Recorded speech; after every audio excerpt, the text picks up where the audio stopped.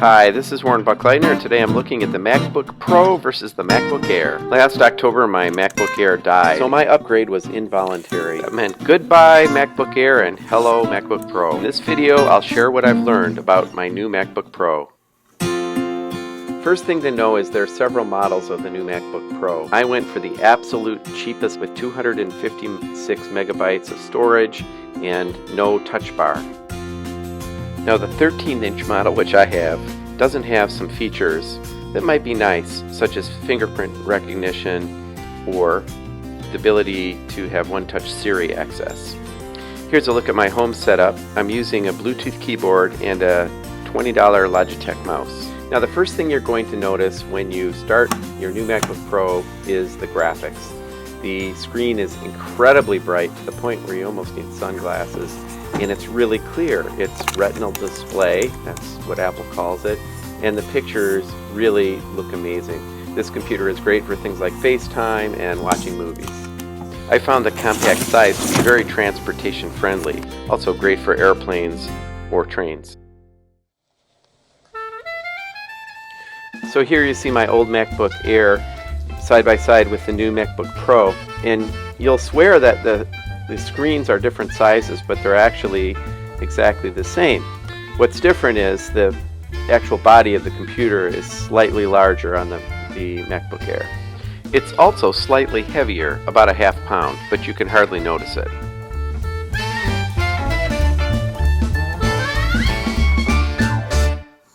Alright, so what else do you need to know about the new MacBook Pro? Here are some things that I wish that I knew before I bought it. You won't be able to use any of your existing adapters or dongles. This one, for example, I purchased that promised 3 USB ports, and it didn't work. They were actually the slower speed USB. When I would plug in a USB thumb drive or a hard drive, the connection kept dropping. I recommend spending a little bit extra, reading reviews carefully, and purchasing the adapters that come with good ratings. This is the one I use the most. It's a HDMI and USB adapter. I also use just a straight up USB adapter for my Time Machine, hard drive, and so on. If you work in a school or library, I highly recommend getting some unique colored electrical tape and labeling them. They'll help you keep them separate from all your other adapters if you use a lot of Apple products or iPads, and you can also write your name on them.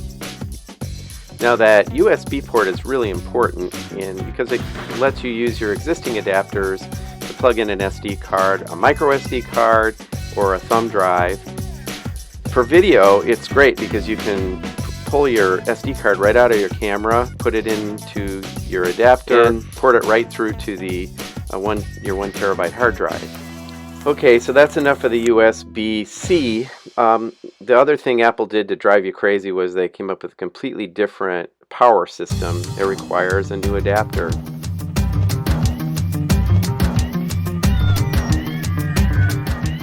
This is because the MacBook Pro needs more electricity. And you'll notice that the power adapter is heavier, a little bit larger, and it has a little USB-C port. About the only thing you can still use is your headphone jacks. Because I prefer using a mouse and more of a traditional feeling keyboard, I use a regular Apple Bluetooth keyboard and a Logitech mouse. Now down the road, I'd like to pick up an external monitor that has USB-C ports built into it. So in theory, one plug could both charge my computer and hook it up to a larger screen. It's now been 25 years since Apple released its first laptop, and of course there were laptops before then, but any of us who are over age 30 or 40 know that laptops have come a long way, reflecting Moore's Law. Now the MacBook Air was an amazing laptop. If you still have one, use it for as long as you can. But know that if it dies, or if you need to upgrade, the MacBook Pro is an excellent path to take. While the improvements over the Air are incremental, and this is not a cheap option, they are improvements, and if you use this computer every day like I do, it makes a difference. Know that the keyboard is different and it takes some getting used to, as does the larger trackpad. and you'll need a whole new set of USB-C adapters. But I can say with confidence that this computer can meet everything you can throw at it, including editing this movie. I'm Warren Buckleitner. Thanks for watching. We'll see you next time.